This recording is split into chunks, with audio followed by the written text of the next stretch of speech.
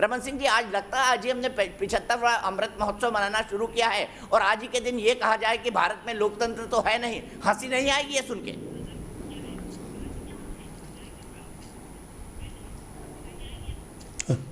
इससे बड़ा मजाक जिस व्यक्ति ने ये कमेंट किया और जिस विदेशी रिपोर्ट के आधार पे ऐसी बात कही गई, ये देश के लिए, देश के प्रजातंत्र के लिए इससे बड़ा मजाक नहीं हो सकता। और वो शख्स बोल रहा है जिस खानदान ने, जिस परिवार ने इस देश को लोकतंत्र का सबसे बड़ा झटका दिया और आपातकाल लगा के इस देश को पूरे के पूरी व्यवस्था को बदलने का प्रयास किया।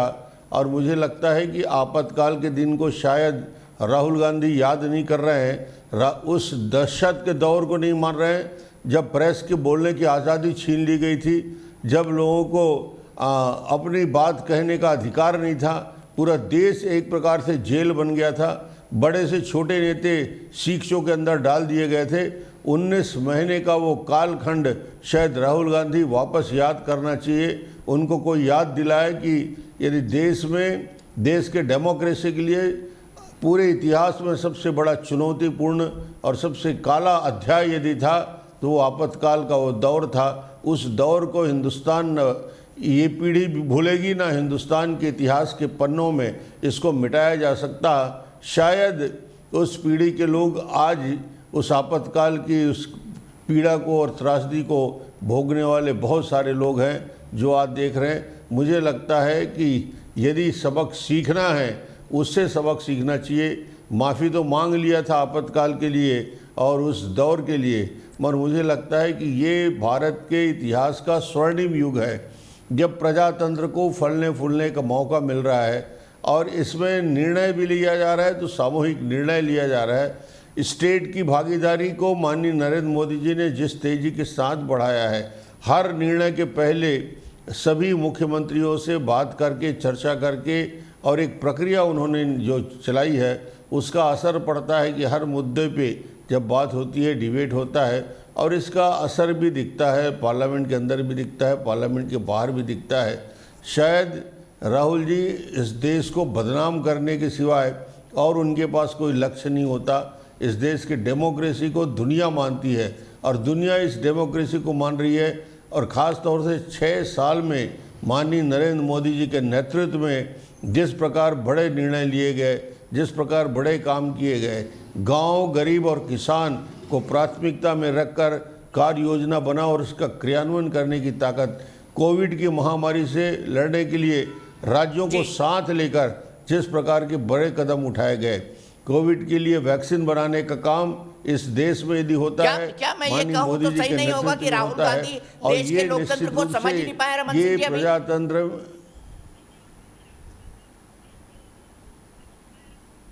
बिल्कुल नहीं समझ पाए और समझते होंगे तो समझकर भी जानबूझकर नासमझ बनने की प्रयास करते हैं। उनको उन बातों से मतलब नहीं है कि जो देश में जो पॉजिटिव हो रहा है, जो दुनिया देख रही है, दुनिया के लोग हिंदुस्तान की डेमोक्रेसी की तारीफ़ कर रहे हैं, हिंदुस्तान से मदद मांग रहे हैं और हिंदुस्तान आज पूरी दुनिया का नेतृत्व करने के लिए आगे बढ़ा है।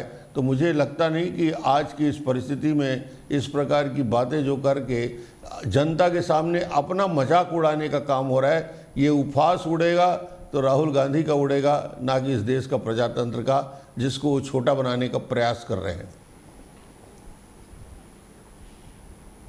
आपने कहा उपहास उड़ेगा। राहुल गांधी कोई आज के नेता नहीं है, 2004 से वो संसद में आ गए थे और 2021 तक वो लगातार संसद में हैं। क्या आपको लगता है कि उनका पॉलिटिकल कैलकुलेशन गड़बड़ा गया है या वो चीजों को समझने में बिल्कुल असक्षम है जो इस दहलीज पर आकर ये बात कर रहे हैं?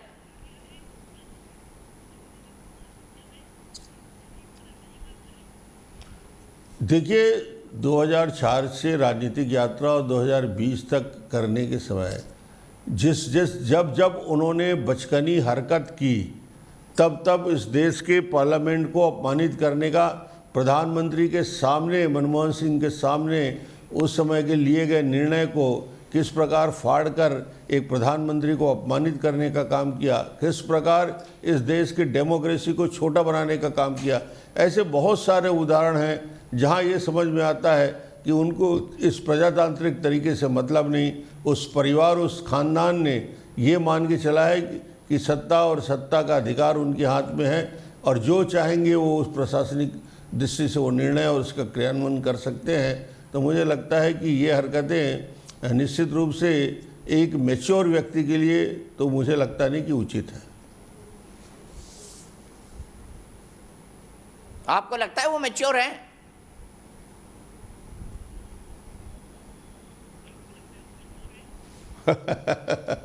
ये प्रश्न देश के सामने निश्चित रूप से बड़ा प्रश्न है कि राहुल गांधी मैच्योर हुए हैं कि नहीं हुए, मगर उम्र से तो मैच्योर हो गए हैं, मगर बुद्धि से और राजनीतिक दृष्टि से जो उनके बातचीत आती है उससे तो उन्हें कोई मैच्योर नहीं कहेगा।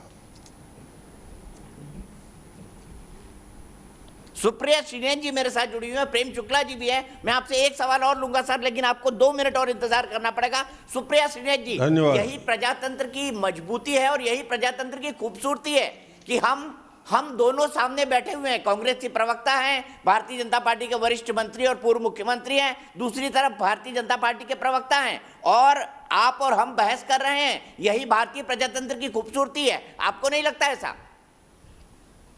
मुझे ऐसा लगता है कि लोकतंत्र का और भारतीय प्रजातंत्र का दिन दहाड़े जो दमन और हत्या करी जा रही है उसके बारे में मैं सुनना चाहूंगी पूर्व मुख्यमंत्री का क्या कहना है।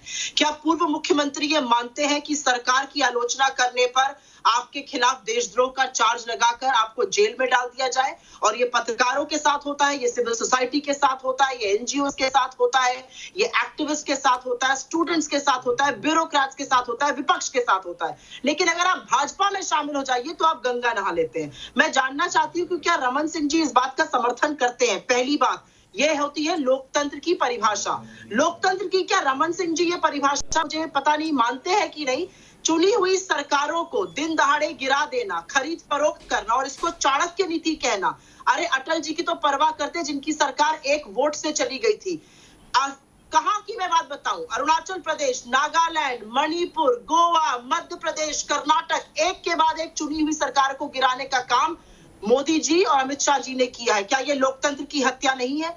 क्या 3.5 महीने से किसान जो सड़क पे उतरा हुआ है, 260 किसानों की मौत हो चुकी है, उनके बारे में ना सुनना ना कहना, मुंह फेर लेना, क्या ये लोकतंत्र है? मुझे बताइए क्या है लोकतंत्र? संसद टीवी का विपक्ष को ना दिखाना, और जब विपक्ष के लीडर इस बात को पार्लियामेंट में उठाते हैं तो स्पीकर का कहना कि क्या आपका हंगामा दिखाएं? तो क्या 2014 से पहले हम हंगामा दिखाते थे या एक सशक्त लोकतंत्र में विपक्ष और सरकार दोनों को दिखाते थे? इस बात का मैं जवाब जरूर लेना चाहूंगी। क्या लोकतंत्र का मतलब है कि अर्थव्यवस्था को चौपट कर देना? क्या लोकतंत्र का मतलब है लगातार लोगों से झूठ बोलना?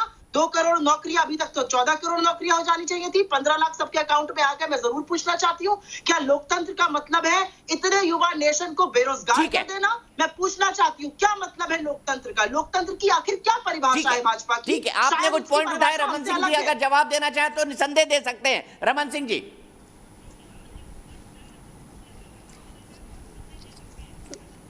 लोकतंत्र की परिभाषा बताने की कांग्रेस को जरूरत नहीं है। लोकतंत्र का गला घोटने वाली कांग्रेस, जिसने वो दिन आज भी हमको याद है कि ये प्रेस की आज़ादी की बात करते हैं, प्रेस की बिजली रातों रात काट दिए गए, प्रेस से समाचार छपना बंद हो गए, सीनियर संपादकों को जेल के अंदर डालने की साजिश हुई, पूरे देश को कटघरे में बदल दिया गया, पूरे देश को जेल बना दिया, बड़े से बड़े और छोटे से छोटे नेता को बिना कारण बताए। और आज तो ये उदाहरण देना चाहते हैं, मोरारजी देसाई से लेकर अटल बिहारी वाजपेयी, अडवाणी जी जैसे नेताओं को रातों रात पकड़ के जेल में डाल दिया गया, कारण नहीं बताया गया, जमानत की कोई व्यवस्था नहीं हो पाई। ये प्रजातंत्र है कांग्रेस का, जिसको दिखाया उन्होंने। कांग्रेस यही चाहती है कि इस देश को कटघरे में डाल दिया जाए, बोलने की आज़ादी छीन लिया जाए, पत्रकारिता की आज़ादी छीन लिया जाए, राजनीतिक दलों के अधिकार छीन लिया जाए, चुनाव लड़ने के लिए पाबंदी लगा दिया जाए। ये मजाक बना के रखा था। वो किस मुंह से डेमोक्रेसी की बात करते हैं, किस मुंह से वो भारतीय जनता पार्टी की बात करते हैं, जिस भारतीय जनता पार्टी ने सबके लिए स्वतंत्रता के साथ आज 6 साल के शासनकाल में, आज मैं दावे के साथ कह सकता हूं कि जो आज़ादी मीडिया को, प्रेस को मिली हुई है, जो आज़ादी आम आदमी को मिली हुई है, राजनीतिक दलों को मिली हुई है, उससे बेहतर वातावरण नहीं बन सकता। इसलिए अपने गरेबान में को झांक कर देखा जाए, अपने उन कामों को देखा जाए। जब अवसर मिलता है तो कांग्रेस किस प्रकार बिहेव करती है, कैसा व्यवहार करती है, इतना ही पर्याप्त है।